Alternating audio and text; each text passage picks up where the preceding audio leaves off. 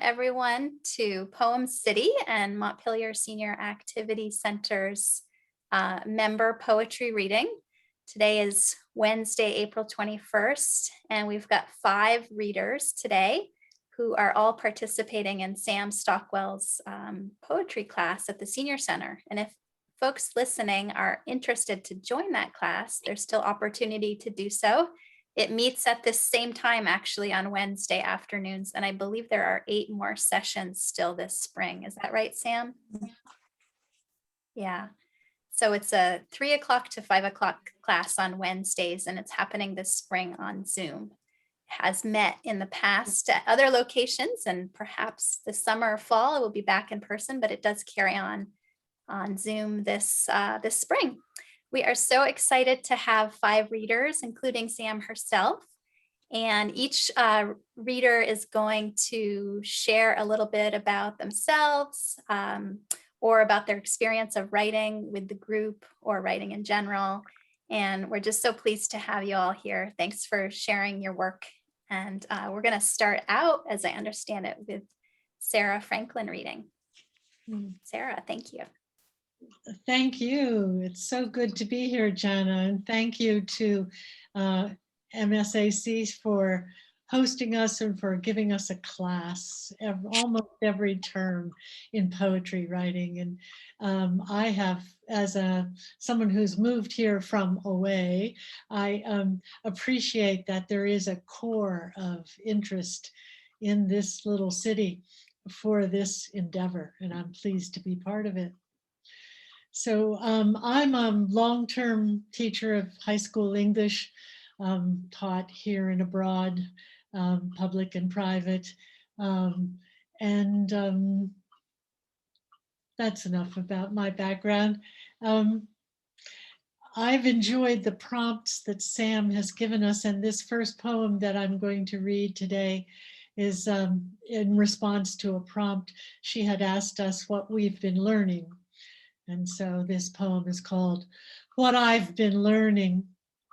Today, a bit about the collision of galaxies and jumble of stars, gas and dust that remain after some 60 billion years. Judging by dark knobs and dust lanes, probably an elliptical galaxy devoured a spiral galaxy. So says astronomy picture of the day. Here on COVID time, I double mask and walk to the store, noticing how courtesies are evolving, how thoughtful young people step down into the gutter to maintain social distance as we pass, how we isolated old ones call out hello from behind our masks, follow the arrows in each aisle, thank the clerks at checkout. Home again, I puzzle through the government website to register for my vaccine. First day, phone lines jammed, but gee, this font size is small. Create an account. Where's the link? Phone rings, FaceTime call from Simone. So I take it, of course. She shows me 2 spherical transformers unfolding and snapping unlikely limbs and wings into place. She rattles on as she collapses her critters, clicks each part into place. Creating a clever ball, she tosses, catches as she chatters. I sneak a look at my screen, find the application, start inputting my data. Grammy, Simone says, you don't seem to be focusing. I apologize, explain that today is the first chance for old people to sign up. Oh, she says, well, that's what you should focus on, Grammy. Why don't you hang up and call me back when you finish? So that's what I do. My appointment is for the 8th.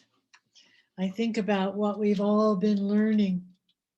about maybe hugging Simone again. Last hug was last March, 60 billion years ago.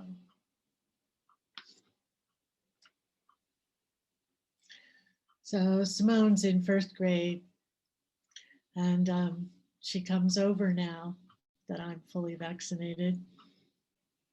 And I wrote this one. This one is Playing School with Simone. We're catching up with the changes first grade and COVID have brought.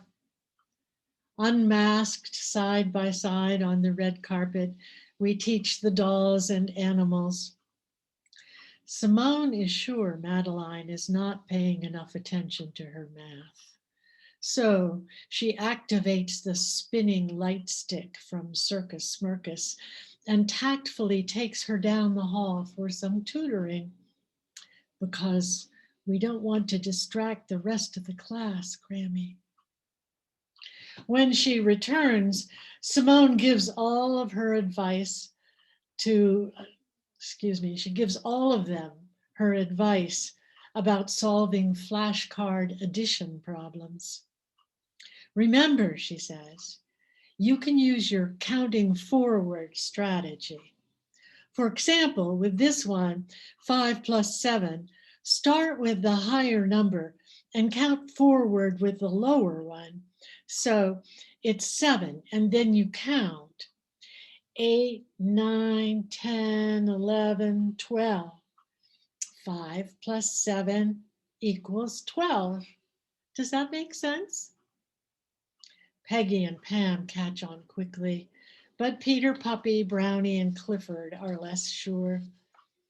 Too soon it's time for her dad to arrive, so Simone helps pack up teaching supplies and gives Madeline the thick math book to take home with her for extra help. Simone takes home the shiny red journal I found for her at the dollar store. On the front is the slogan she likes, "You got this."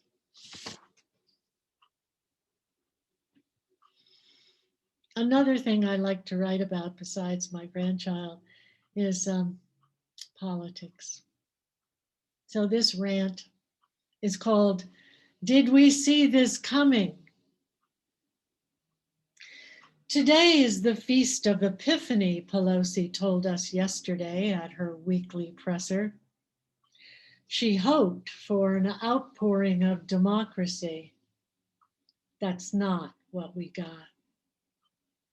What poured out of the Trump rally was sedition, wearing red caps and waving flags.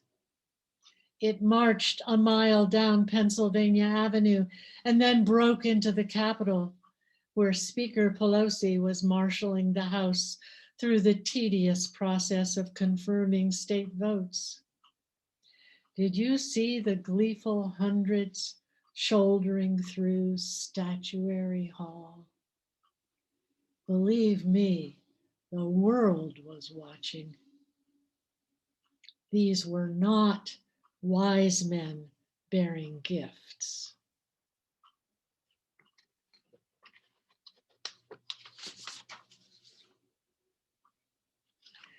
Sometimes I just need to share a poem somewhere, and I heard on the radio a piece of news one day that made me need to write this one. It's called "Note to My Nephew."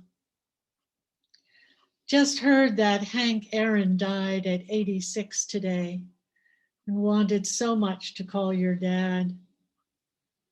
Most days, I know I can't do that, but today, knowing wasn't enough. So I'm writing you, Alex. It helps.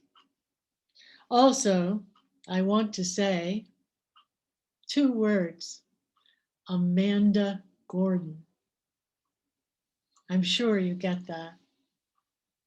Such people, Simone, Sean, Caleb, such a world. Enjoy it.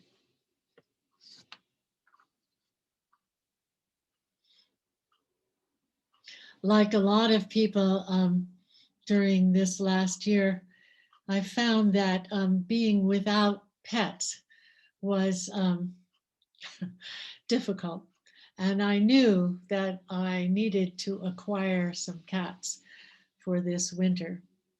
And I got lucky on Front Porch Forum and got a bonded pair. This is called Sermons from My Cats. Seems the life of Snoodles preaches pleasure and play, whereas Gingy takes her text from talk and touch. Which cat comes to the couch when I spread the fleece blanket? Gingy, purring as she approaches, arching into my offered hand. Which cat finds the ball with the bell, chases it up and down the hall, rescues it from under the bookcase while I write? Mr. Snoodles. Both come to the kitchen, of course, when I'm cooking. Any time might be mealtime, they agree plumply. Begging begins with purring, winding, reaching up, escalates in earnest to pitiful meows. Since their arrival this fall, I've been too credulous, I fear, though they've grown fat and content. At bedtime, Gingy chooses proximity, leaps onto the bed, listens closely, face to face, as I stroke her and tell her she is the best, best kitty. But when Snoodles joins us, it's bath time at the foot of the bed. And these two, who were kittens together 7 years ago, kiss, then attend to each other, ears, eyes, flanks, paws, their tongues busy washing, cleaning, caring. Amen.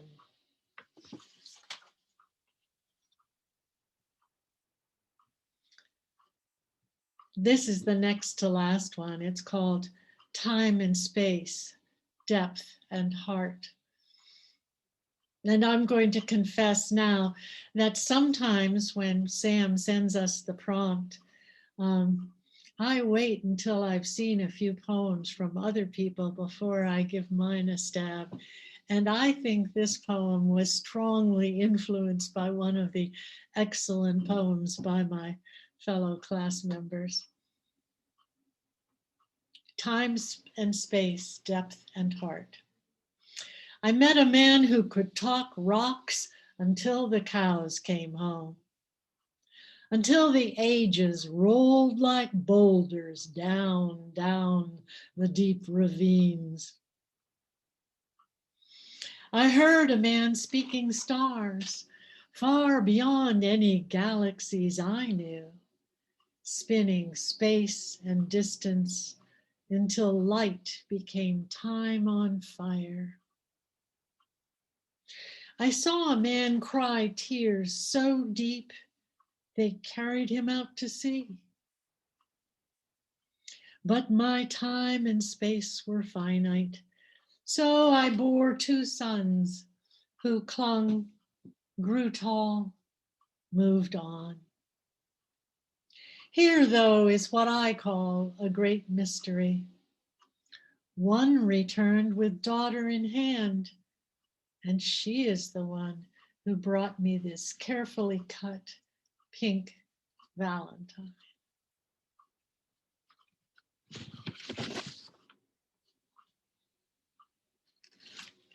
I think we all learn rather quickly, if we hadn't known before, once we started writing poetry, that the great themes are always love and death.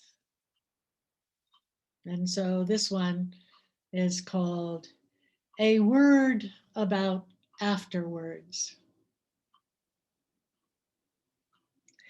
When the wit of words, the warmth of touch, the joy of color go, when conscious knowing leaves this body like a cat leaping from a lap.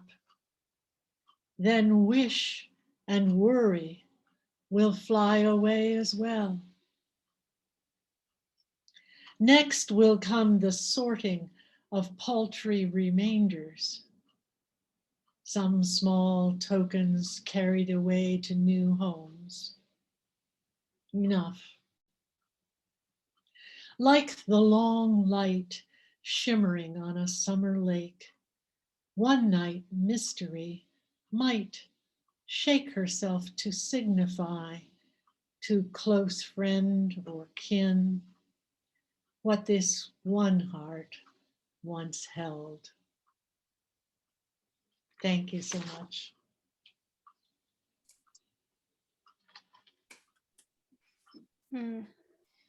Thank you, Sarah. Next, we're going to hear from Amy Handy.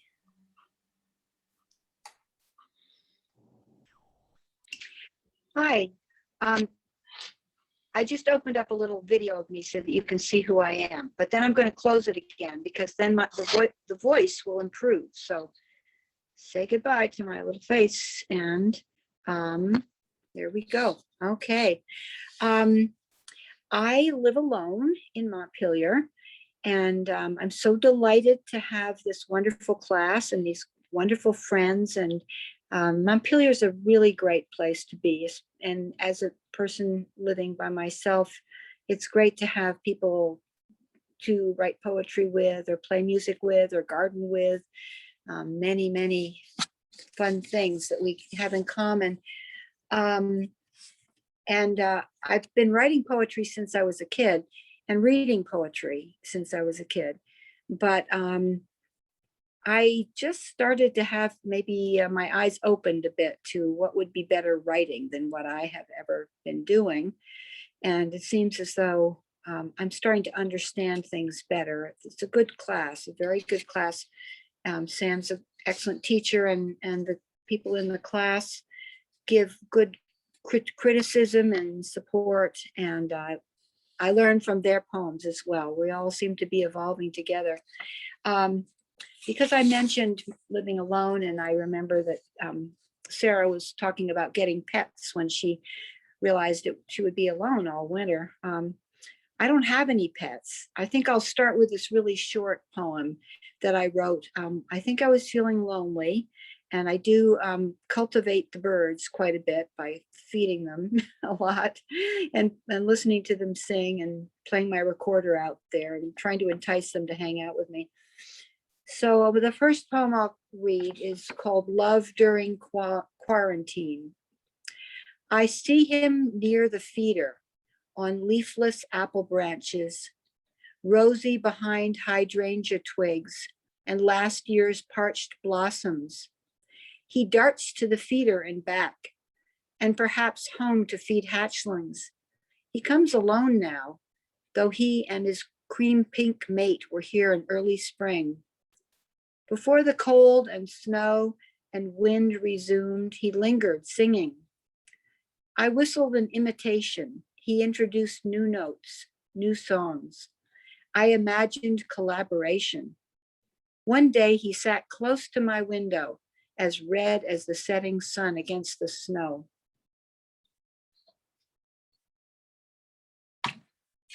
Guess I was in love. Okay. I'll read one about a farm. I think a lot of my poems are about animals and experiences with animals and about nature and plants and things. And I like to write about people too. This one is called Invisible Farm. We've been to farms, seen the rows of cows, heard the mooing and lowing, smacking and chewing, foot shifting and plopping of wet poop. The power peeing. We've seen the rising steam, tails slapping side to side, large wet eyes and black patterns, islands, continents on white sides, their haunches like pointed wings. Babies butted, pulled, and sucked on our fingers with newborn mouths, and sandpaper tongues, the sweet smell of hay, quiet radio, country tunes. We had a small 2-stanchion barn behind our house with those metal water cups a cow operates with her nose. We were younger than 10 when we started our invisible farm with pretend water, real grasses, and invisible cows with real names. Whoa, Bessie, Katie. We shoveled the shit and kept the barn swept. Sometimes we'd say, let's go milk our cows, and we would. Into pails, sitting on stools, the musical, rhythmical sound of milk ringing the pails as we remembered it. Sun lit the barn, and dust motes spun in the rays after our required nap. Sometimes we'd just sit there peacefully. We could almost hear them shifting in their stalls, munching the grass we'd left there.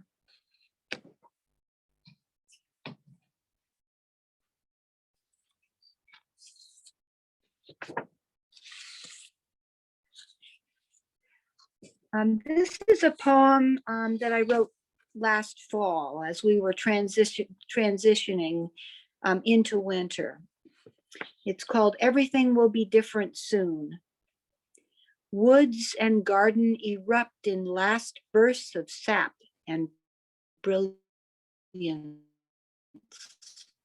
emerging, submerging in exuberance, resoled and mat the forest. High branches open leafless to innocent blue or to darkness and torrents. The garden's an unmade bed.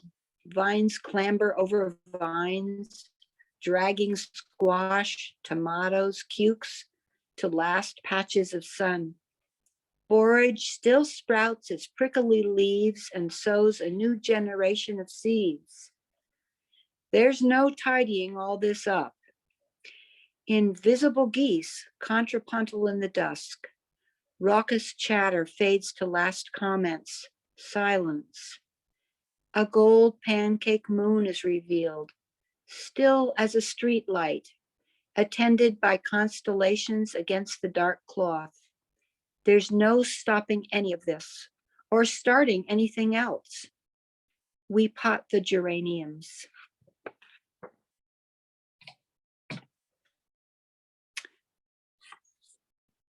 I'm going to read a springish poem.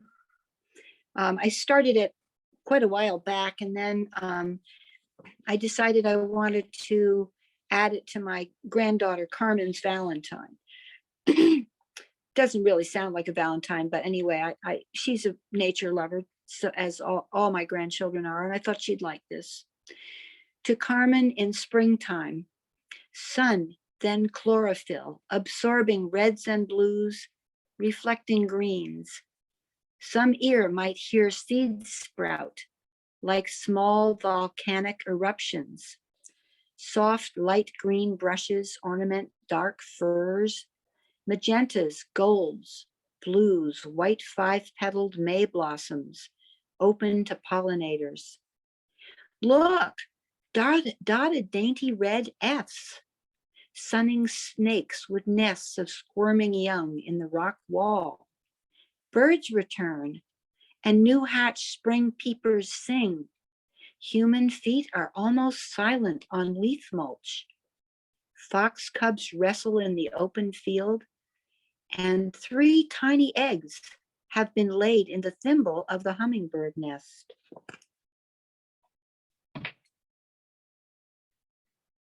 How am I doing for time? So this one is a memory that I have of something that happened when I was a young college student in Philadelphia going to an art school. And really the art school has nothing to do with it, but that's why I was there. And this was an amazing experience for me. On Market Street, I was on the way to a painting class when I saw her from behind, massive, swaying like moving concrete, with rhythmic ropey tail, swinging trunk and tree trunk legs. I couldn't believe she was real. She was ambling along on the gray sidewalk on Market Street in Philadelphia. Cars going by, no one apparently concerned that worlds were colliding, that among us walked a mysterious giant, cousin to mammoths. I walked fast to catch up. A turbaned man walked next to her, below her head. Her ears like with gray. He carried a sharp crook. One of her legs was chained. They stopped to answer my questions. She was on her way to a circus site. And yes, I could touch her. I gently stroked her back. Her skin was thick, deeply wrinkled with wiry hair, and a fringe of hair above her smooth, wide brow. I thanked her. She looked quietly at me through long lashes, then walked on with her keeper, lost to sight at the next turn.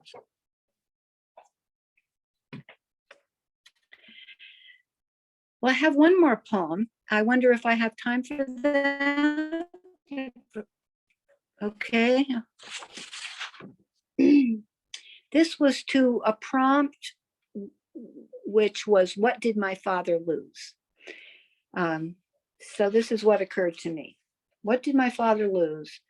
He lost his mind, or perhaps it was in there somewhere, just gummed up, amyloid plaques, tau tangles. We used to play music together when he still lived at home.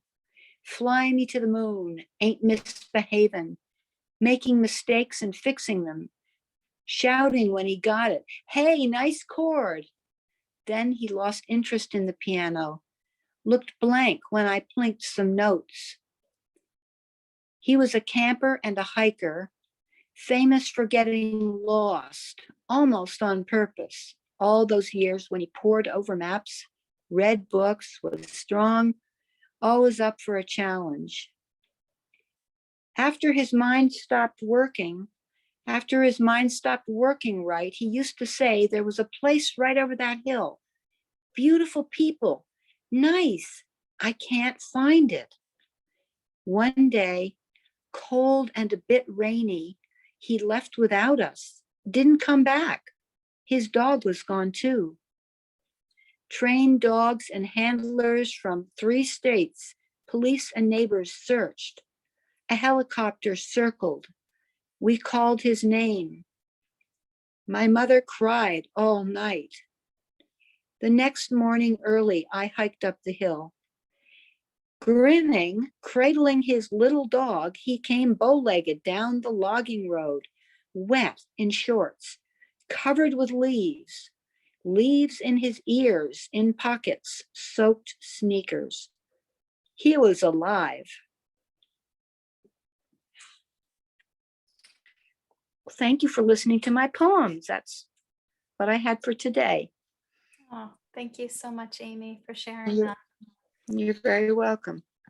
So many rich story details from both of the readers so far. And next, we're going to have Liz Sojourner reading for us. Thank you, Liz. Okay, thank you. So all these poems are wonderful. So I spent a number of years longer ago than I care to think, writing a lot of fiction, mostly. But I hadn't been writing very much lately, and I'm new to this area of Vermont, and saw Sam's class as an opportunity to get to know other writers and to maybe encourage me to start writing again. So, and it has been an opportunity. It has been great. And it's also been a sanity keeper this past year of crazy, and a real joy. So I thank you. But the first poem I'm going to read is actually one that I wrote back in the day, 2002. I used to live north of Rutland City, and Rutland City is very close to my heart. So this is set in Rutland. A Crown of Crows. A thick line of crows crowned the 5 old maples, towering above the now divided mansions on Main Street. It was near dusk in March. We were in the car stopped for traffic. There was time enough for us to gaze at the sight of the heavy crows balancing on the newest growth of branches at the tops of the trees, on the slenderest of twigs. The burden of crows loaded the thin wooden lines, made them bend as if trying on a new spring look, the fashion of willows, except the stiffer stuff of maples only allowed so much play. The crows were supported mostly. The effect was a slightly waving wedge of black against the early evening, cloud-filled spring sky. It looked to be a rip in the air. I felt we were getting a glimpse of space. There was no time for us to gaze all the way back to the oldest matter, but I imagined seeing bursts of starlight on the wings of crows on tops of trees, and on this slimmest thread of simile, I saw the glory of the universe set upon a few ruling maples, lording it over the people of a small city past its prime, if ever there had been one. I felt a connection to the crows mostly, as dark glass showing me time and matter, enduring and ebbing power at the edge of one March day. So the next 2 poems were based on prompts from Sam's class. I can't really remember what the prompts were, but the first is called Living in Our Universe. From a speck of unfathomable smallness, in a burst of stupendous force, everything in our universe came to be. Papery white skins of garlic, half a lemon squeezed dry, potato peels, thick stems of spinach leaves. All these leavings turn black and loamy in the compost pile. On black and white TV, skeletal human beings stare hollow-eyed at American and Russian soldiers. I see my German-born grandmother watching, her eyes welling, whispering, terrible, thinking perhaps of monstrous deeds, and of her son and sons-in-law who fought to end the war, of her Nazi brother who was a soldier too. We meet our daughter's grandmother on the land where Daisy, her sisters, brother, and parents worked as sharecroppers, where her grandparents had been slaves. Daisy sweeps her hand across the land, showing us where white clouds of cotton blanketed the ground, where tobacco scented the air, and where she sat above the stream, dangling her feet, dropping one of her just bought red shoes, laughing at the memory of Sister Annie racing barefoot to retrieve it. I am in a world of catastrophic climate change, neo-Nazism, and white supremacy, and think, what am I to do? I'll work the compost into my garden soil next season. I'll remember my grandmother's tears. I'll meet again with Daisy in South Carolina at the next family reunion when the world is COVID-free. Universes come, presumably they go. From what I've seen, everything that ever was will be again. And this one's called Lit Fires. Parents rake leaves into mounds while children play, unbound, wild as any animal, until called to gather, to place potatoes wrapped in foil deep within the piles, to wait as the fires are lit. Young and old stand as watchmen to the burning, to the black smoke rising, the smoldering to ashes, then feast before returning to houses where anything can happen. They bring with them the smell of autumn, leaf decay and smoke, the earthiness of root on their fingers, the taste of dirt from the hard-baked skins, and take comfort knowing this is the one thing that binds. Years go by, thousands or a few, and what is clung to slips, no matter how faithful, leaving the people to feel a tugging at hearts when the air fills with the scent of burning. So this next poem is based on a prompt that Sam gave us, inspired by Sylvia Plath poem.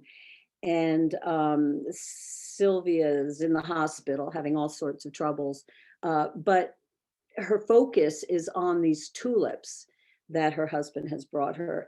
And she's just irritated by them. So Sam suggested that we pick one thing that irritates us. So this is called Irritations. Prologue. Irritations cover my skin like a rash. They fill the air like pollutants. I draw them into my lungs. I swallow them. I slog through the detritus of irritating muck that has been accumulating since I first crawled on this earth. Probably they surrounded me in the womb. It nettles that once again the dirty dishes in the sink have not been arranged as I like, though I have asked nicely more than once. Though I know how piddling a request this is, and am aware that this is not a healthy existence, feeling prickled by small things I know don't matter. It is like being thrown back into the briar patch, except it doesn't feel like home. It only makes me bleed. Outside, the sky has finally turned blue again.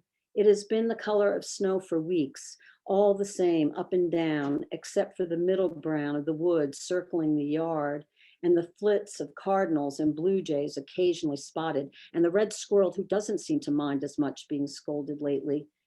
It is cold out there. The lack of clouds has seen to that. Last night, Orion waited for me outside the tall window. Maybe I'll brave the cold to walk out onto the frozen pond. Maybe I'll walk far, all the way to the other side, to the bridge, unless something stops me. Something often stops me from doing things that seem in my mind like adventures. It can be as small a thing as the pilling of my wool sock in one place just under my heel. The more I think of it, the larger the thing becomes, and soon I am limping. Better to only go halfway, if at all. Better to face the dishes waiting in the sink, spoons and bowls in disarray, as if there can't be any order in the universe. And maybe that is the truth of how things are, no matter what I want. Sometimes the nettling is more scraping on the inside of my skull. So this poem wasn't based on a prompt. It was just something that I experienced at the end of March when I was woken up at 3:30 in the morning by the moon. It's called Waking by Moonlight. The curtain, not completely drawn, allows a band of moonlight to slip into the room, waking my sleeping eyes. I slip from my bed and walk across the floor. Every object can be seen: the wool carpet with its blue and red designs, the pencil in need of sharpening lying on the desk, a pad of yellow-lined paper, the library lamp with the green glass shade. Looking out the back door, I see the yard and further woods in muted colors, the grass turning green, the trunks and branches of trees in shades of brown. The moon hangs large and round, almost yellow in a gray-blue sky. Have I, in waking, come to a different planet in another galaxy where this is day? As if the moon I see is really an aging sun grown dim, nearing extinction, but still having the power to obliterate the light from distant stars? As if this is the sun's final day, holding its own close until the end. And this last poem is one that from a prompt Sam gave us involving a poem that had to do with rules of a specific place. And there's a lot of magic in it. And I think there was water in there too. And so I used to live, as I said, in Chittenden in a hollow. And instead of a front lawn, I had a fast moving brook.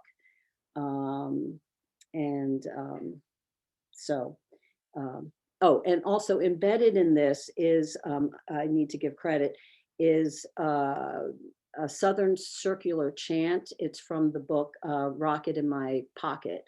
And it's a collection of children's oral folklore compiled by Carl Withers. So I recommend it, it's great. Around in springtime. You mind me of a man, I holler to the one standing on the other side of the brook that made this hollow. The waters have turned chocolate brown and look just like a churned up frothy soda, drowning every boulder, and the only way to tell where each one lies is by the geysers shooting up as volumes of spring melt water strike.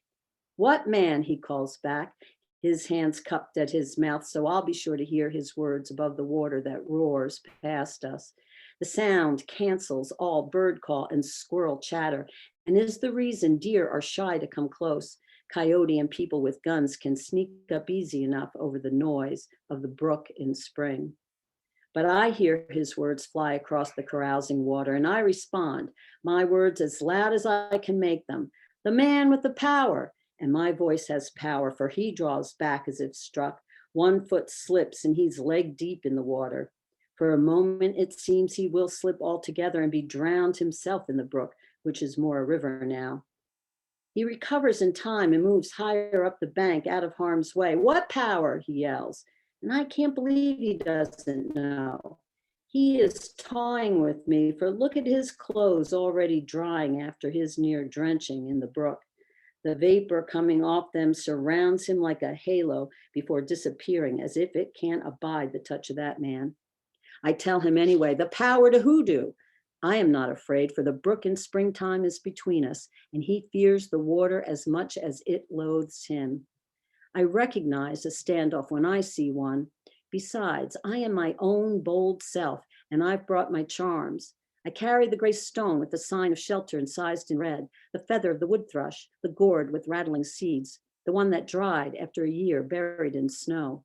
He is taken aback, but asks, hoodoo, as if innocent of all suspicions. Oh, I answer quick, you do. And just as quick he shoots back, do what? And I can see what's coming. He'd like to keep this going for as long as eternity or until the brook dries up, but I've got my garden to plant, so I'll only play a round or two of this game. I yell, you mind me of the man. So thank you. Thanks. Thank you so much, Liz. Okay, next we have Sam Stockwell. Hi, I teach here and I teach at CCV, and I'm somewhat involved with Poem City and Poem City events, which we're going to be at CCV this year, but CCV is still closed until fall, so they're not. I'll just read a couple poems. Sprite. My wife untangled me from a spurt of sleep, and in the cold, dark snow crust, we skippered over to our neighbor. His top half collapsed over his lower, braced in the snow by one fist, the wheelchair hunched over his back, his head inching to the snow at the end of his ramp. His voice was softer than dark, but J.R. Deaf had heard him as she limped along the road with the urgent need of the dog at the coldest hour. And now the two old of us maneuvered him back in his chair and back in his house. We crunched on empty soda cans by the ramp, and we also have empty cans and pets to be rich with. And where was his lonely mother, who talks with her chihuahua as if he were reason and temperance?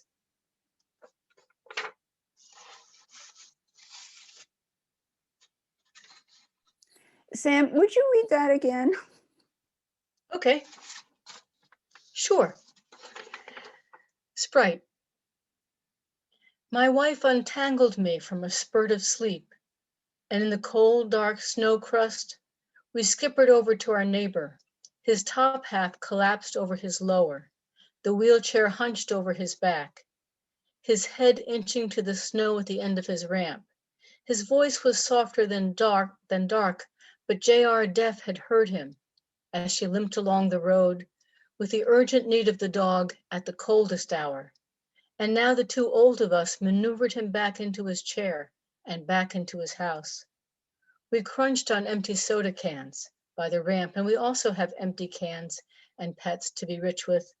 And where was his lonely mother, who talks with her chihuahua as if he were reason and temperance?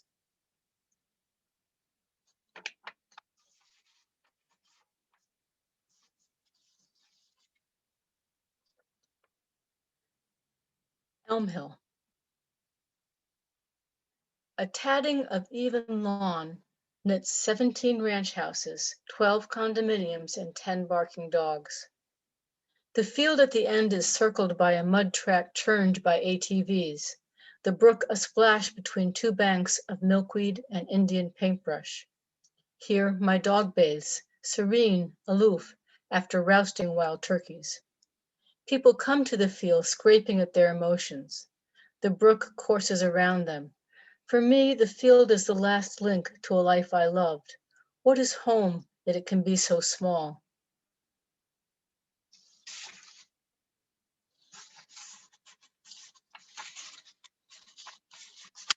And last, I'll read What Do You Need to Know? And I don't think you need to know anything to understand this poem. It's in 2 sections, though. 1. Martin was found after his parents died. He was crawling, diapered, with hair grown past his knees. His curved fingernails clicked on the floor.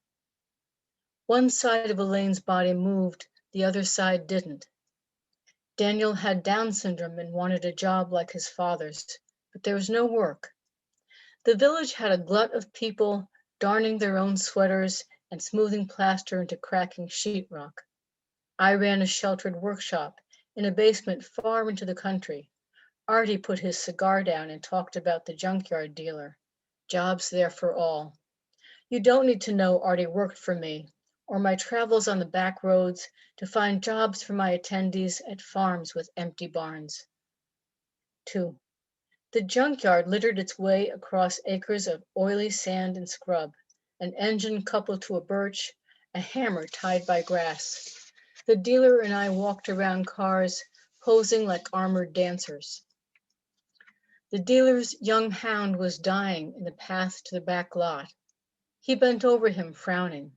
From the time the sun appeared to the time the sun set, the dog's sides quivered and his tongue lapped gravel. Thank you. Thank you, Sam. Our 5th and final writer-reader for today is Annie Wattles. Thanks, Annie. Thank you. I have so many questions about poetry, and I don't really have any formal education in writing, but it's a world that has opened up for me recently, and I'm challenged as can be, and often really scared, and also really enjoying it. And I try and soak in what others teach me with their work. This is something I wrote. And I'm grateful to Sam and all my classmates. And I loved hearing you all read. It was great. And I'm really grateful to you, Jana, and the Senior Center. It's really been like going to college. And so I have 3 poems, and I will start. The other sunny day. It was pretty warm, really, snow softening. I was headed out with a vase of flowers, trying to do something, maybe put them high up in a tree or on one of the birdhouses. Pulling on my highest boots and heading out, testing if the snow would hold me up. I made it pretty far, a wobbling, slipping, favoring bad knee adventure. Then boom, one leg went in up to thigh top. Stuck then. Okay, this is hard. My leg in an avalanche. Such a small moment. Nothing had changed except I am stuck. Might need a pullout, yet no one around, no one to call, no one to help in sight. Okay. I asked my younger body to come in and remember when this situation would have been easy. I put my hand down for tether and purchase, but it sunk almost as far as the leg. Now me in a tangle. Crawling came to mind. The tulips strewn out on the snow. I wanted to save them. I still had ideas, you know. A root sticking out, and it was strong, and I knew I had found my savior in the root and in my still strong arms. Pulled and kicked under my avalanche and pulled myself out. Yet there would be no getting up and walking away. Too soft, deep. Laying flat, scritching along, nose level, to seed pods waiting to sink to earth, wet, delighted, warm sun, a body, more ideas, and the regathered tulips.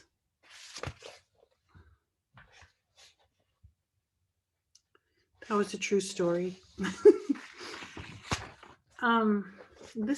Next one is from a prompt to write a stream of consciousness poem. Moment to moment. Waking from a dream in which I am being schooled in murder. In the dream, a man told me I was ready, and I said, okay. Awake, I say, where am I in this? Why me? Why murder?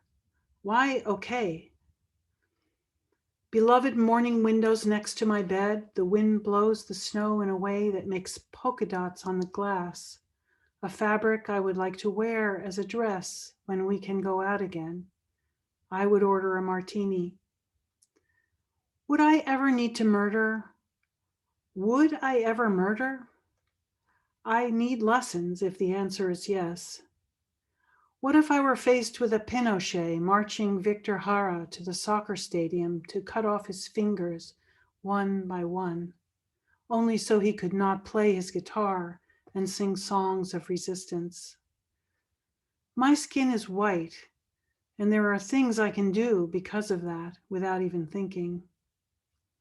Sometimes I hide in my clothes. Not always. I did have a period when I collected old-fashioned silk bed jackets. I wore 501 Levi's, the kind with the button fly. I loved how they fit me and the little silk bed jackets. I was not hiding. It was a time when I could take the attention. When summer comes, hopefully there will be no one I have to murder. This is how I take the dream. There is something in me that seats itself in a place that gets a pass. Things can be too easy, so that I sit in sloth and bend to the fears of stepping off my comfort, hang back and mush around. In the dream, I learn to be an assassin to this in myself, the thing that needs to die.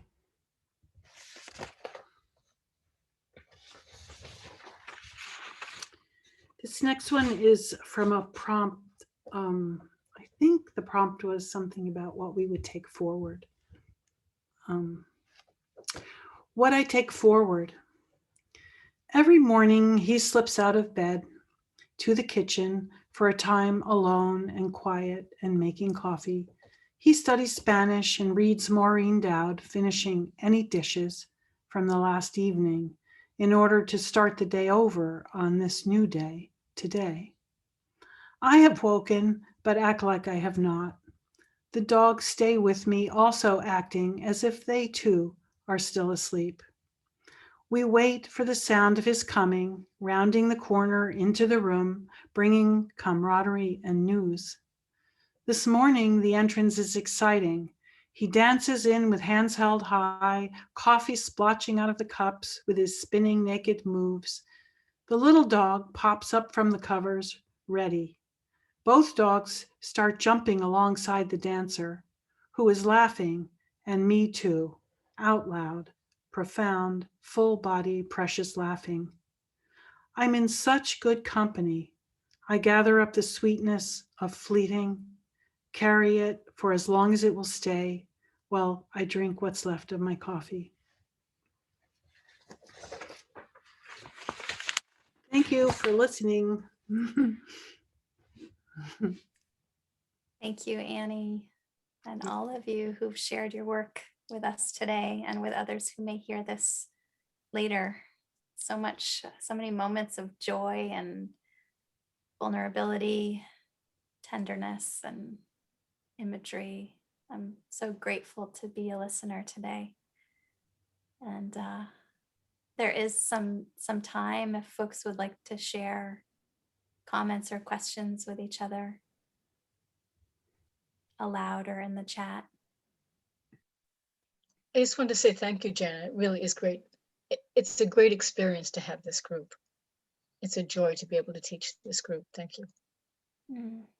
Thank you, Sam, for offering your time and expertise and energy to share with folks who sign up for the course. And for anyone who may be listening to this recording later, you can also register for this class by contacting the Senior Center at 223-2518 or go on our website for more information. It started in early April 2021, and there's 8 more classes still to come on Wednesday afternoons. I'd like to say that I've heard a number of these poems in class, but when we read in class, we know we're then going to talk about it. And it's a very different experience to just sort of be sitting back and hearing them again. And it was, I really enjoyed it.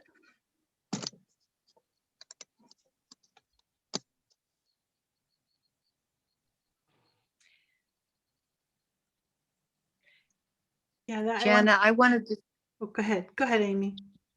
I wanted to thank you for all that you do with the Senior Center. I mean, it's unbelievably rich experience. There's just something there for everybody, and more than one can even absorb. I wish so much I could take all those classes.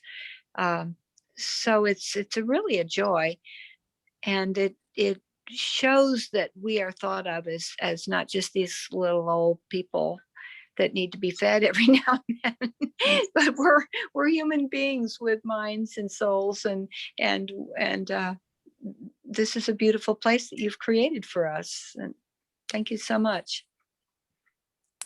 We have such a beautiful, engaged community and so many people interested to learn together and share and gather. And I feel really grateful to be a part of this community. And we are all so looking forward to being in the building sometime in the not too far future, we hope. Oh, may the numbers fall. We are looking at the great likelihood that some classes will resume in person in the center in July for instructors who wish to pursue that. We won't be able to bring everything back all at once. And we know many people really love being on Zoom. So there may be some hybrid classes and some in-person only classes. There's also opportunity to pivot some of our online spring classes to outdoors for folks that want to talk about that. But we're working on the planning for summer. It's great. Yeah. I want to say one thing. I liked what you said, Kristen, about sitting back and listening. And I realized that there's something about a reading that it just heightens things in a way that makes it, different than the class and more formalized. And I appreciate that. And I liked you talking about it. Thanks a lot for that.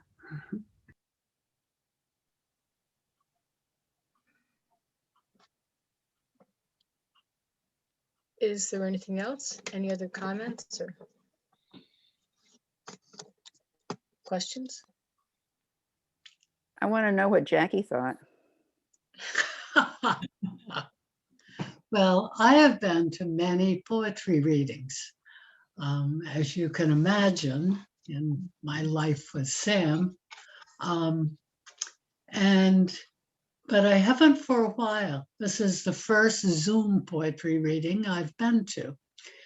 And I found it very focusing and very interesting. I just think it must be such an exciting class. You all seem so well practiced and creative in the poetry that you have chosen to write. And I really appreciate hearing it. I just feel like for the first time, Sam, of course, doesn't talk about class because she'll say, well, this will be a prompt for today, but nothing beyond that. But here I am, and I get to see all your faces and some really stunning poetry. So I really appreciated that. It's good. So thank you. Sam is very skilled at prompt giving. And I think we've all been surprised that we were able to write what we wrote. Oh, what came out? So she knows some magic buttons. Yes, I agree. It was indeed fun to hear what some of the prompts were. Thanks. I wanted to mention also that I know some of you participated in past issues of the Senior Center Sunflower Literary Magazine, which I imagine we'll be doing again this coming fall or sometime soon. But in the meantime, there is opportunity anytime someone wishes to publish a poem, perhaps in the e-letter. If that's of interest, forward what you have to Becca or myself, and we most of you may receive those e-letters on Sunday evenings that we send out. We would love to have some poetry included, especially this month. Yeah, so just keep that in mind. You may get more than you bargained for, That would be fabulous. So what day, is there a day of the week? I always work to deadline. What's the deadline for getting you something? So we publish on Sunday nights. It's best for us to receive content by the end of business day on Thursday, preferably. We often sneak things in after that, but getting things by Thursday helps. Good, thanks. Yeah. And certainly other, community events or items of interest, feel free to forward them to us for publishing. So shall we say goodbye? And does the class want to meet? I can turn off the recording if the class wants to stay on this particular link. Would you like to do that? Or we could quit and go back on the regular link. Okay. Does that sound good to Oh. people? Wait a minute, there's another link I need to Yeah, open where's up. the other link? Why don't Oh, you we stay could on just this one? stay Because on I'm not this one. sure if the other one's going to work. Okay. Thank you all. Okay.